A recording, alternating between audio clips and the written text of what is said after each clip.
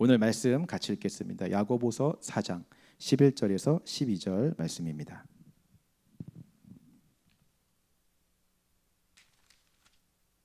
야고보서 4장 11절에서 12절 말씀, 우리 2절밖에 안 되니까요. 우리 한 목소리로 같이 읽었으면 좋겠습니다. 4장 11절 12절 함께 읽겠습니다. 시작. 형제들아 서로 비방하지 말라. 형제를 비방하는 자나 형제를 판단하는 자는 곧 율법을 비방하고 율법을 판단하는 것이라. 내가 만일 율법을 판단하면 율법의 준행자가 아니요 재판관이로다. 입법자와 재판관은 오직 한 분이시니 능히 구원하기도 하시며 멸하기도 하시느니라. 너는 누구이기에 이웃을 판단하느냐. 아멘. 우리 4장의 전체적인 큰 주제는 다툼이라고 말씀을 드렸습니다. 교회 공동체 안에서 믿는 사람들끼리 간에 심각한 분쟁과 다툼이 있었죠.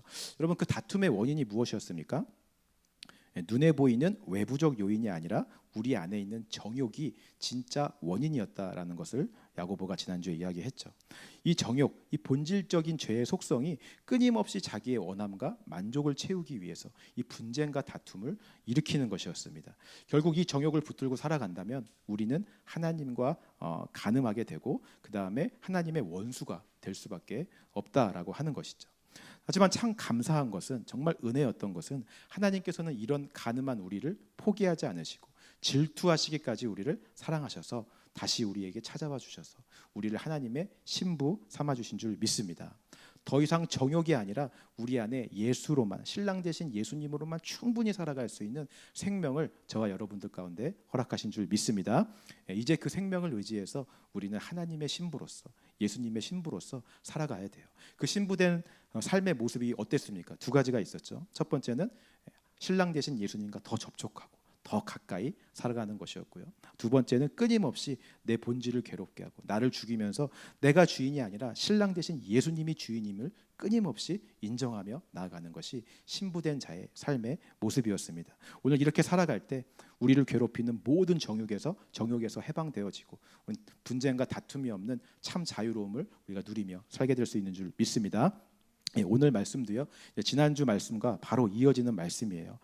야고보는 다툼과 정욕에 대해서 이야기하다가 오늘 11절 12절에서 갑자기 비방하지 말라, 판단하지 말라라는 이야기를 하고 있습니다.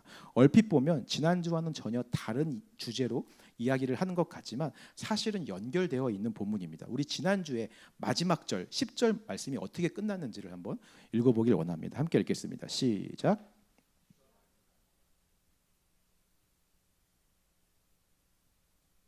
자, 지난주 마지막 부분에서 야고보는 예수님의 신부로 살려면 끊임없이 주인의 자리에 앉으려고 하는 이 본질을 괴롭게 하고 불편한 곳으로 찾아가서 이거를 죽여야지, 너를 낮춰야지 하나님이 주인된 삶을 살아갈 수 있다라고 이야기했습니다. 자, 만약에 이 본질이 그렇게 낮아져서 죽어야 되는데 죽지 않으면 어떻게 될까요? 당연히 내가 주인 되어서 가장 높은 자리에 앉으려고 할 것입니다. 그 높은 곳에 앉은 이 본질이 가장 좋아하고 가장 만족해하는 것이 무엇일까요? 여러분, 가장 높은 곳에 앉은 사람만이 할 수 있는 특권이 있습니다. 그게 무엇입니까? 뭔가를 결정하고 판단하는 거죠. 내가 판단자가 되고 결정권자가 되는 거예요. 이 타락한 본질을 가장 기쁘게 하고 가장 만족시키는 것은 내가 판단할 수 있고 내가 결단할 수 있게 만들어주는 것입니다. 그래서 야고보가 오늘 본문에서 이제 이 이야기로 시작을 하는 거예요. 오늘 본문 11절 말씀을 다시 한번 읽어보겠습니다. 시작.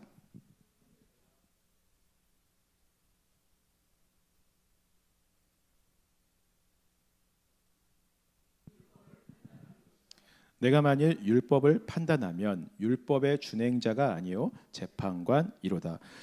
형제들아 서로 비방하지 말라라고 이야기를 해요. 여러분, 주인과 종이 싸우지 않습니다.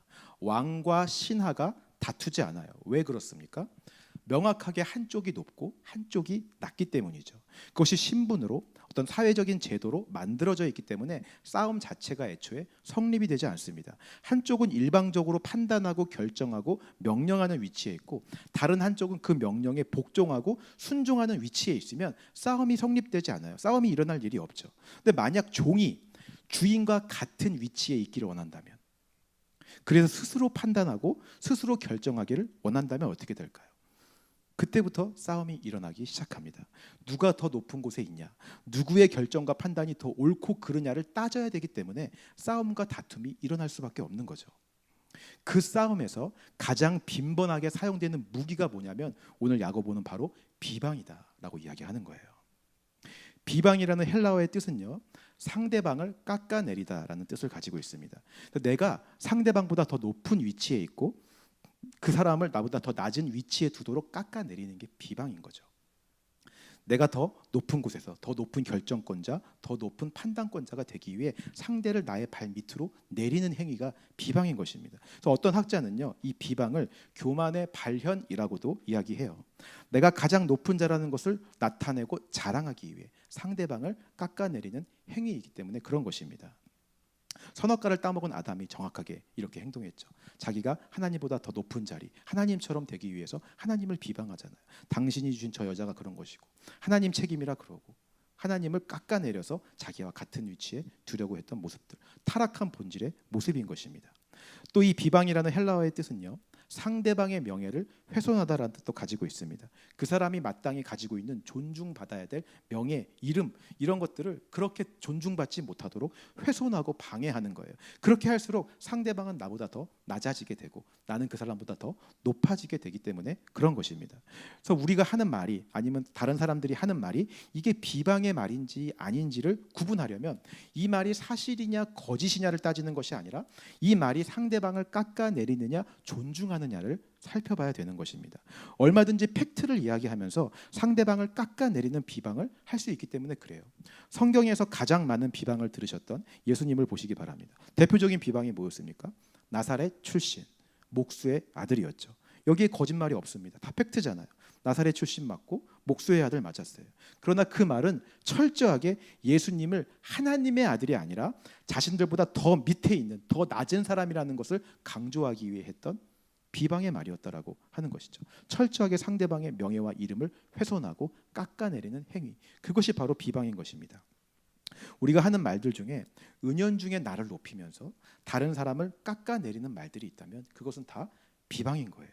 설사 그 말이 사실이라 할지라도, 팩트를 이야기한다 할지라도 조금이라도 그 말에 담겨진 의도가 그 사람을 내 발밑에 두려고 하는 마음이 있다면 그것은 하나님 기뻐하시지 않는 죄라고 하는 것을 여러분 기억하시기 바랍니다. 예전에 제가 미국에 처음 와서 이제 유학을 할 때 도넛 가게에서 이제 일을 한 적이 있어요. 새벽 3시 30분부터 일어나서 빵을 만드는 베이커 일을 했었습니다. 그럼 제가 이런 빵 다 만들 줄 알아요. 예, 꽈배기도 만들고 시나몬 롤도 만들고 뭐 거기 있는 도넛들 제가 많이 만들었습니다. 안 믿기시죠? 제가 이런 일들을 이제 거기서 하는데 이 주인분이 늘 입버릇처럼 하시는 말씀이 있으셨어요. 나는 그냥 멕시코 사람은 믿을 수가 없다라고 얘기하는 거예요. 제가 오기 전에 멕시코 베이커들을 몇 명을 하이어했었는데 돈 받으면 그냥 그 다음 날부터 안 나온다는 거예요. 갑자기 잠수를 타고 시간도 제대로 지키지 않고 맨날 늦게 나오고 한다는 거죠. 그래서 자신은 꼭 한국 사람만 하이어를 한다라고 이야기를 하시는 거예요. 그 일이 당연히 팩트고 사실이겠죠. 그동안 멕시코 사람들에게 당한 것이 있어서 그 상처와 분노와 원망과 미움이 다 이해가 됩니다. 그러나 모든 멕시코 사람들은 다 믿을 수 없다라고 일반화해서 이야기하고, 심지어 제 옆에 멕시코 분이 한 분 일하고 계셨는데 그 사람이 못 알아듣는다고 한국어로 막 무시하고 그 사람을 깎아내리는 이야기를 하는 것은 비방이라고 하는 것이죠. 우리는 나도 모르게 은연중에 너무 쉽게 이런 비방의 말들을 할 때가 있어요. 오히려 이 비방의 말을 해놓고도 모를 때가 더 많이 있습니다. 왜 그럴까요? 나를 높이고 상대방을 낮추는 것이 우리에겐 너무나 자연스러운 일이기 때문에 그래요. 이 본질이 그것을 너무나 당연하게 여기기 때문에 그렇습니다. 늘 내가 높아지길 원해요. 내가 가장 높은 곳에 서 있기를 원하는 것이 이 안에 있는 본질인 것입니다. 우리가 왜 만나서 기싸움을 합니까? 기싸움을 해서 말로써 내가 상대방보다 높이 있다는 것을 증명하고 싶은 거잖아요. 우리 안에 본질이 그래요. 야고보는 이 모습을 이렇게 표현하는 것입니다. 11절 말씀 보면요, 형제를 비방하고 판단하는 자는 율법을 비방하고 판단하는 자다라고 얘기하고 있어요. 율법과 형제를 동일하게 보고 있습니다. 당연히 눈에 보이는 물질, 구성 요소가 동일하다라고 하는 것이 아니라 율법이 갖고 있는 어떤 속성과 형제가 갖고 있는 어떤 속성이 동일하다라고 말하는 것이죠. 그럼 어떤 속성이 동일할까요? 여러분, 율법을 만드신 분이 누구십니까? 하나님이시죠. 그래서 그 율법에는 하나님이 이 율법을 만드신 하나님의 뜻과 마음과 의지가 담겨 있습니다. 여러분 이렇게 믿으십니까? 그래서 우리가 율법을 지킨다라고 하는 것은 그 율법을 만드신 하나님의 뜻을 지키는 거고 하나님의 의지를 지키는 거고 하나님의 마음을 지키는 거예요. 여러분 맞습니까? 그래서 우리가 율법에 순종하는 거죠. 자, 그렇다면 우리는 율법 위에 있는 자입니까? 율법 아래에 있는 자입니까? 아래에 있는 자이죠. 당연히 우리는 율법 밑에 있는 거예요. 만약에 우리가 율법보다 위에 있다면 야고보의 말처럼 우리는 율법의 준행자가 아니라 재판권자가 되는 것입니다. 재판관은 그 법을 만드신 하나님밖에 없음을 믿으시기 바랍니다. 그래서 우리는 율법을 판단할 수가 없어요. 율법을 바꿀 수도 없고요. 율법이 틀렸다라고 말할 수도 없는 것입니다. 그것은 곧 하나님의 뜻을 판단하는 것이기 때문에 그래요. 율법 앞에서 우리는 철저히 낮은 자이고 준행하는 자이고 순종하는 자가 돼야 돼요. 자, 그런데 그 율법을 만드신 그 하나님이 내 옆에 형제 자매도 만드셨대요. 그렇다면 내 옆에 형제 자매에게도 율법처럼 하나님의 뜻과 의지와 마음이 담겨 있습니까? 없습니까? 담겨 있는 것이죠. 하나님의 뜻과 마음으로 창조된 인간에게는 하나님의 목적과 그 마음이 담겨져 있는 거예요. 그러면 우리는 그 사람보다 높은 자입니까? 그 사람 아래에 있는 자입니까? 야고보의 관점이라면 우리는 그 사람보다 낮은 자예요. 그 사람 아래에 있는 자예요. 우리가 율법을 지키고 순종하는 것이 하나님의 뜻을 지키는 것이듯이 내 옆에 있는 형제 자매의 말을 지키고 사랑하고 순종하는 것이 하나님의 뜻을 지키는 것이다라고 하는 것입니다. 그런데 만약 그 형제 자매를 내가 비방한다면, 판단한다면, 나보다 깎아내려서 내 밑에 두려고 한다면 그것은 하나님의 뜻과 의지를 불순종하는 것이고 곧 같은 속성인 율법을 비방하고 율법을 판단하는 것과 똑같다라고 야고보가 이야기하는 것이죠. 여러분 이것은요 하나님이 태초에 정해주신 위치를 바꾸겠다는 거예요. 하나님이 우리에게 정해주신 위치는 율법 아래서 율법을 준행하는 자가 우리의 위치입니다. 거기가 우리가 있을 장소예요. 재판관이신 하나님만이 높은 곳에 앉아 계신 분이에요. 근데 우리가 스스로가 하나님의 자리에 앉겠다고 하는 거죠. 형제를 비방함으로써 그를 깎아내려서 율법을 비방하고 판단해서 내가 하나님의 자리에 앉겠다는 교만한 모습을 이야기하시는 거예요. 자, 그러면 어떤 분들은 이렇게 질문하실 수 있어요. 아니 그러면 우리가 다른 형제들보다 다 낮은 자라면 그 사람이 무슨 말을 하든 우리는 아무 말도 못하고 입 꾹 닫고 그러고 있어야 됩니까? 하고 싶은 말도 못하고 따지지도 못하고 억울하고 불합리한 일이 있어도 잠자코 있어야만 되는 것입니까? 당연히 그렇지 않죠. 해야 할 말은 해야 됩니다. 잘못된 것은 잘못된 것이라고 말할 수 있어야 돼요. 하지만 상대방을 깎아내리는 비방을 하지 말라는 거예요. 예를 들어서요, 직장에 새로운 신입사원이 들어왔습니다. 처음이니까 당연히 일을 못하고요, 모르는 것들이 많아요. 실수하는 것도 많고 부족한 것도 많습니다. 그런 신입사원에게 이런 것들은 틀렸어, 이거는 실수야, 잘못했어, 그러면 안 돼 라고 우리가 당연히 말해줘야죠. 이 말을 들어야지 그 사람도 성장하고 발전하기 때문에 그렇습니다. 근데 그렇게 말하면서 비방하는 말들을 하는 사람들이 있어요. 너 왜 이것밖에 못해? 말을 하면 왜 알아듣지를 못해? 몇 번이나 말해야 돼? 너 여기 왜 왔어? 일을 하는 거야 마는 거야? 그 사람을 계속 깎아내리고 무시하는 것은 비방의 말인 것입니다. 근데 이렇게 말하면 어떨까요?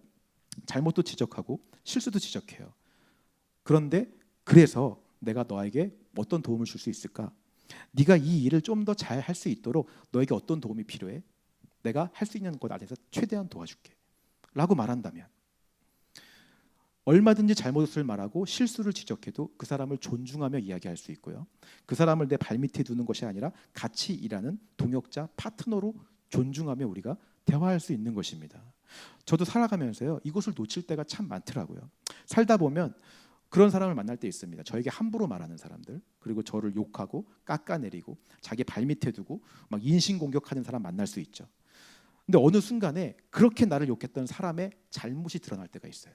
나보다 더 실수하고 더 못해서 더 사람들 앞에서 그 온천하의 실수가 드러날 때가 있습니다. 그럴 때 이 안에서 본질이 막 샘솟아요. 같이 비방하고 싶은 거죠. 근데 그럴 줄 알았다. 나한테 그렇게 욕하더니 자기는 더하네. 더한 일을 했네. 역시 사람이 악해. 나도 모르게 그 사람을 마구 깎아내려서 내 발밑에 두고 싶은 막 욕망이 샘솟는 것입니다. 나를 욕한 사람이 사실은 나보다 더 못한 사람이고 내가 그 사람보다 훨씬 더 나은 사람이라는 것을 증명하고 싶은 이 본질이 막 꿈틀대는 거죠. 신랄하게 비판하고 판단하며 난도질을 해대는 것입니다. 그 사람이 저지른 일을 제가 사실 그대로 말한다 할지라도 그 일이 정말 그 사람이 저지른 그 일이 정말 죄라고 할지라도 내 안에 조금이라도 그 사람을 내 발밑에 두려고 하고 내가 그 사람보다 더 나은 사람이라는 것을 증명하고 싶은 의도로 말하는 것이 있다면 그것은 다 비방이라고 하는 것이죠. 하나님 기뻐하시지 않는 것입니다. 하나님 앞에서 우리가 범죄하는 거예요. 여러분, 예수님은 어떠셨을까요? 예수님처럼 솔직한 분 안 계시죠. 늘 정확하게, 정직하게, 명확하게 말씀하셨어요. 특별히 바리새인들과 서기관들에게 얼마나 솔직하게 말씀하셨습니까? 그들의 죄를 지적하고요, 막 혼내시고 잘못을 드러내시죠. 성전을 어지럽힌 사람들에게 어떻게 했습니까? 채찍을 들고 막 내쫓고 화를 내시기도 했어요. 근데 놀라운 것은요, 단 한 번도 그들을 비방한 적은 없으십니다. 그들을 깎아내리신 적이 없어요. 오히려 그들을 사랑하셨어요. 존중하고 용서하시는 모습을 보여주세요. 대표적으로 바리새인들과 서기관들이 예수님을 시험하려고 막 찾아올 때마다 한 번도 무시하거나 내쫓지 않으셨어요. 그들의 질문에 일일이 다 대답해 주십니다. 저 같으면 나를 그렇게 미워하고 싫어하는 사람이라면 대화도 하기 싫었을 것 같아. 상종도 하고 하지 않고 그 자리를 피했을 것 같은데 그들을 존중해 주세요. 말을 섞어 주시고 대화의 질문에 일일이 다 친절하게 대답해 주세요. 자기를 무시하려고 식사 자리에 초대했는데도 안 가면 그만인데 그 자리에 참석하셔서 굳이 그 자리에 가셔서 거기서도 사랑으로 가르치세요. 교훈을 알려주시죠. 어떻게든 그들을 회개하게 하시려고, 하나님의 품으로 돌아오게 하시려고 존중하시며 사랑하는 모습을 보여주시는 것입니다. 왜 그렇게 하십니까? 왜 예수님이 이렇게까지 하셨을까요? 예수님은 율법을 완성하러 오신 분이기 때문에 그래요. 하나님의 뜻과 마음, 그 사랑과 의지가 담긴 율법을 온전히 지키고 온전히 이루고 온전히 완성하기 위해 이 땅에 오신 분이신 줄 믿습니다. 그 뜻에는, 그 율법에 담긴 그 뜻에는 인간을 사랑하고 인간을 구원하고 다시 하나님 품으로 돌아오길 원하는 간절한 하나님의 마음과 의지와 뜻이 담겨 있어요. 여러분, 율법이 우리를 벌하는 법입니까? 아니죠. 우리가 죄인임을 알게 해서 하나님 앞에 돌아오게 하기 위해 주신 것이 율법인 줄 믿습니다. 그 하나님의 마음이 율법에 담겨 있어요. 근데 우리는 그 율법을 지킬 수가 없잖아요. 우리의 힘으로 지킬 수가 없으니 자꾸 판단해요. 율법을 판단하고 율법을 틀렸다 그러고 하나님도 비방하고 틀렸다고 말하는 게 우리예요. 그런 우리를 사랑하셔서 대신 우리를 위해 율법을 지키시고 만족시켜 주시고 완성하셔서 우리 안에도 그 율법을 이룰 수 있는, 율법을 완성할 수 있는 생명을 주신 줄 믿습니다. 야고보가 늘 얘기하는 게 바로 이 얘기예요. 이 생명이 너희 안에 있다면 너희도 예수님처럼 비방하지 말아라. 비방을 하지 말아라. 무조건 행해라, 행동해라 라고 말하는 것이 아닙니다. 너희 안에 이 예수님의 생명이 있으니까 그 성품대로 비방하지 말아라. 헐뜯지 말아라. 판단하지 말아라 라고 얘기하는 것이죠. 비방의 말을 끊고 예수님의 사랑으로 내 옆에 있는 믿음의 형제자매들을 사랑할 수 있는 저와 여러분들 되시기를 주님의 이름으로 축원합니다. 우리 12절 말씀들 읽겠습니다. 시작.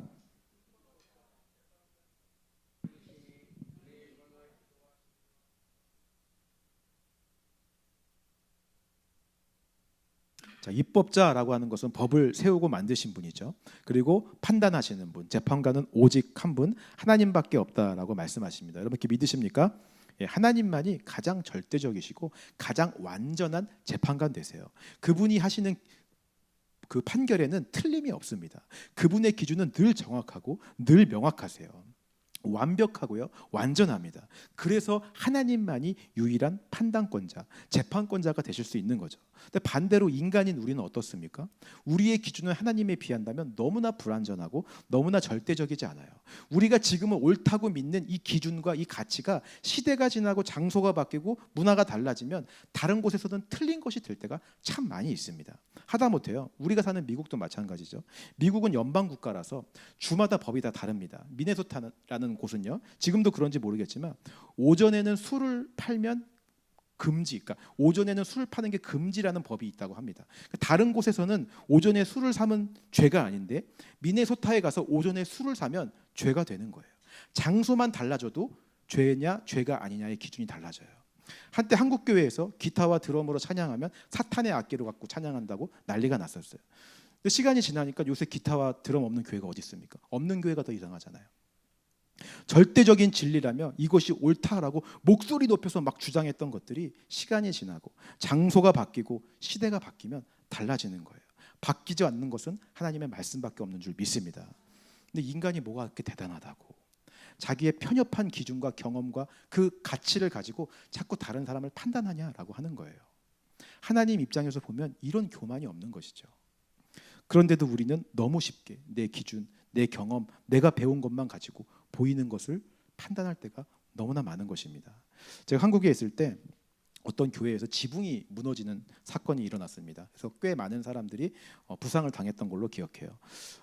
그리고 나이지리아에서도 실제로 교회 지붕이 무너져서 저렇게 160명이라는 사람이 사망하는 그런 사건도 일어났었습니다.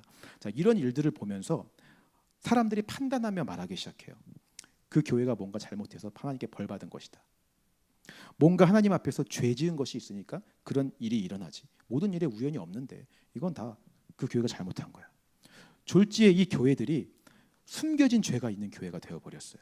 근데 실제로는 건물이 오래돼서 무너진 것이고 부실 공사 때문에 무너진 거예요. 이런 일들은 물론 하나님의 섭리 안에서 일어나는 것이지만 인간의 실수와 잘못과 연약함 때문에 벌어지는 사고인 것이죠. 근데 이 사람들은 너무나 쉽게 자기의 편협한 기준과 판단을 갖고 결정하는 거예요. 교회는 무조건 잘 돼야 되고, 교회 다니는 사람들은 건강해야 되고, 아무 문제 없어야 되고, 행복해야 되고, 잘 살아야 되는데 그래야지 복 받은 것인데 뭔가 문제가 생겼으니까, 이건 안 좋은 일이 일어났으니까 이거는 건강하지 않은 거야, 잘못된 거야, 죄를 지은 거야. 내 편협한 사고와 기준으로 판단하며 결정을 내리는 거죠. 여러분, 이런 일들이 너무나 많이 있습니다. 제 선배 목사님이 해주신 이야기인데요. 교회를 개척하고 개척교회 목회자들을 대상으로 한 세미나에 참석했다고 합니다. 근데 세미나 강사는 대형 교회 목사님이 오셨대요. 그 목사님이 이야기하시기를 교회 부흥하는 거 어렵지 않습니다. 쉽습니다. 기도 많이 하고 열심히 복음 전하면 교회 다 부흥합니다. 부흥 안 되는 게 이상한 것이죠. 뭐 이렇게 이야기를 했대요. 그 말을 듣고 이 선배 목사님이 많이 불편하셨대요. 아니, 개척교회 목사들 중에 기도 안 하는 목사가 어디 있냐는 거죠. 열심히 사역 안 하는 목사가 어디 있겠습니까? 누구보다 절실하게 기도하고 열심히 사역하는 사람들이 개척교회 목사예요. 그러니까 교회 개척했죠. 안 그러면 편한 길, 좋은 길 놔두고 왜 모든 걸 다 바치고 버려서 교회 개척을 했습니까? 근데 그런데도 그 강사 목사님은 마치 개척교회 목사들이 기도 많이 안 해서, 열심히 안 해서 부흥을 못했다라고 하는 편협한 기준을 가지고 판단하면서 말을 했다는 거예요. 제가 뭐 그 자리에 없어서 그게 사실인지 아닌지 모르겠지만 이런 경우가 너무나 많다는 거죠. 내가 가진 경험, 내가 가진 지식, 다른 건 잘 알지도 못하면서 편협한 기준과 시각을 가지고 멋대로 내가 판단권자가 돼서 결정을 내리는 일들이 너무나 많은 것입니다. 우리는 편협한 우리의 기준을 좀 내려놓을 필요가 있어요. 좀 여유로워지고 유연해질 필요가 있습니다. 이런들 어떠하리 저런들 어떠하리라는 그런 시가 있는 것처럼 정말 복음에 대해서는 우리가 타협하지 않지만 그 외의 것들은 우리가 좀 모든 걸 수용하지는 못하겠지만 그래도 넉넉한 좀 마음이 우리 가운데 있었으면 좋겠어요.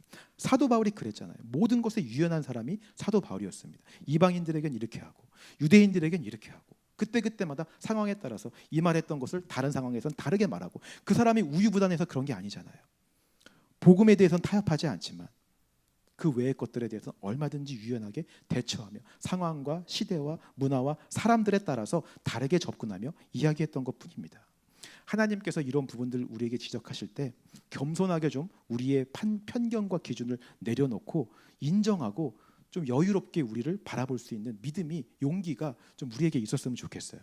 제가 신학교 때 제 친구가 갑자기 저한테 와서 이런 얘기를 하는 거예요. 내가 학교에 오는데, 지하철 타고 학교에 오는데 너무 겉모습이 불량해 보이는 청년 한 명을 봤대요. 지하철을 타고 오는데 자기 앞에 앉았는데 머리를 염색하고요, 막 헤드폰 끼고 귀걸이하고 막 옷도 너무 화려하게 입고 딱 봤을 때 너무 불량스럽게 보이고 세상 문화에 빠져 있을 것 같은 그런 청년이 자기 앞에 있었대요. 그러면서 속으로 자기가 그 모습을 보면서, 신학생이니까 자기는 막 판단을 한 거예요. 아유, 답이 없다, 답이 없어. 저 사람은 하나님도 모르겠지. 저렇게 살다 가면 인생 참 허무할 텐데. 속으로 아주 막 무시하고 경멸하면서 막 생각을 하면서 왔대요. 근데 갑자기 그 청년이 가방에서 성경책을 꺼내서 보기 시작하더라는 것입니다. 놀랍게도 그 성경책을 얼마나 열심히 읽었는지 다 해지고요, 빽빽하게 거기에 글로 쓰고 형광펜으로 칠하고 묵상한 내용들을 거기에 빼곡하게 적어놓은 것을 제 친구가 보게 되었다는 거죠. 그러면서 자기가 충격을 받았대요. 아, 내가 보이는 것만 보고 너무 쉽게 판단하고 결정을 내렸구나. 겉모습은 불량해 보이는데 알고 보니까 세상 경건한 청년이 저 청년이었구나라는 것을 자기가 깨닫게 되었다라고 얘기하는 거예요. 그러면서 저한테 갑자기 야, 미안하다라고 얘기를 하는 거예요. 내가 왜 그러니까 사실 그 청년 보면서 내가 너 생각을 많이 했다. 나도 너 겉모습만 보고 되게 많이 판단하고 비판하고 그랬었는데 내가 그러지 말아야겠다라고 내가 진짜 겸손하게 내가 사과한다. 미안하다라고 진심으로 용서를 구하는 거예요. 얼떨결에 막 용서를 받긴 했는데 기분은 조금 약간 이상한. 예, 내가 불량하다는 건지 경건하다는 건지 헷갈리는. 그래도 은혜죠. 그렇게 자기 모습을 보았을 때 인정하고 하나님 앞에 회개하고 또 그걸 다른 사람에게 가서 용서를 구할 수 있는 것이 저는 진짜 신앙이고 믿음이고 용기라고 저는 믿습니다. 이런 은혜가 오늘 우리 가운데 있었으면 좋겠어요. 여러분, 판단은 절대로 우리의 몫이 아닙니다. 야고보가 말하죠. 판단할 수 있는 분은 법을 만들고 입법자이신, 그리고 우리를 구원하고 우리를 멸할 수도 있는 초월자이신 하나님뿐이시다. 여러분 믿습니까? 초월자이신 하나님만이 우리의 유일한 판단자임을 믿으시기 바랍니다. 근데 사탄은 계속 속여요. 우리도 하나님처럼 될 수 있다. 너가 결정하고 너가 판단하는 그 세상 한번 경험해 봐라. 하나님은 그렇게 되면 죽을 거라고 이야기하지만 그렇지 않다. 너는 만족하며 행복하며 살 것이다. 여러분, 그렇게 사는 인생은 행복할 것 같지만 결국은 다 죽는 것입니다. 나도 죽고 남도 죽게 만들어요. 우리 진탄이를 보면 제가 그 생각을 많이 해요. 아직 자기의 기준을 가지고 뭔가를 판단하고 결정할 수 있는 나이가 아니잖아요. 그래서 아버지의 판단과 결정에 따를 수밖에 없습니다. 때로는 캔디를 못 먹게 하는 아버지의 결정이 진탄이 입장에서는 이해되지 않아도 아버지의 결정은 진탄이에게 가장 좋은 것이고 선한 것을 주기 위한 사랑의 마음인 줄 믿습니다. 하나님과 우리의 관계도 마찬가지죠. 우리가 판단자가 되면 아기가 판단하듯이 다 죽는 거예요. 내가 좋은 거, 내가 원하는 거, 내가 하고 싶은 거, 내 결정대로 다 행하는 것 같지만 결국은 몸에 안 좋은 캔디를 먹는 것처럼 자꾸 나를 죽이고 나를 상처 입히는 것이 될 뿐인 것이죠. 결국 아담은 그렇게 사탄의 말대로 선악과를 따먹고 자기 마음대로 할 수 있을 것 같은 자유함을 얻었다라고 생각했지만 실제로는 죄의 사슬에 묶여서 감옥에 들어가는 일을 경험하게 된 것입니다. 이 죄의 사슬을 끊을 수 있는 방법은 다시 하나님이 우리의 판단권자가 되시는 것밖에 없는 줄 믿습니다. 나는 주인의 자리에서 내려오고 예수님이 철저하게 나의 주인 되어주셔야 돼요. 나는 십자가에서 죽고 예수님이 주인 되시고 나는 종이 되면 싸울 일이 없습니다. 종은 그저 명령에 순종할 뿐이에요. 명령이 이해되어지지 않는다고 의심할 필요도 없어요. 내가 높아지겠다고 다른 사람을 깎아내리는 비방을 할 필요도 없어요. 판단을 할 필요도 없는 것입니다. 오히려 모든 비판과 비방과 판단에서 자유로워지고 그 말씀에 순종함으로, 율법에 순종함으로 누리는 기쁨과 자유함만을 우리가 누리게 될 줄 믿습니다. 그러면 우리 안에 있는 분쟁과 다툼도 자연스럽게 사라지게 되는 거죠. 오늘 내가 높아지려는 모든 교만한 마음들을 내려놓고 십자가 앞에 겸손하게 가장 낮은 자리의 모습으로 내려가서 예수님만이 주인이라고 고백하시는 저와 여러분들 되시기를 주님의 이름으로 축원합니다. 그래서 이번 주 빛을 비추는 행동입니다. 여러분, 비방하지 않았으면 좋겠고요. 판단하지 않는 한 주가 되었으면 좋겠습니다. 상대방을 깎아내리는 말이 아니라 세워주는 말, 높여주는 말을 했으면 좋겠어요. 가장 좋은 말이 무엇일까요? 칭찬하는 거죠. 상대방을 칭찬하고 세워주는 말들을 한 주간 좀 했으면 좋겠습니다. 특별히 내 배우자에게 뭐 칭찬할 것이 눈에 안 보이셔도 만들으셔서라도 칭찬을 좀 해주고, 우리 아이들에게도 작은 것 하나라도 좀 칭찬해주고 격려하며 상대방을 존중하고 나보다 높은 자로 여길 때 우리가 율법에 순종하고 하나님도 기뻐하시는 일을 하게 될 줄 믿습니다. 점점 더 우리는 낮아졌으면 좋겠어요. 더 낮은 자리로 내려갔으면 좋겠고 우리를 통해서 예수 그리스도가 더 높아지는 그런 한 주가 되시기를 주님의 이름으로 축원합니다.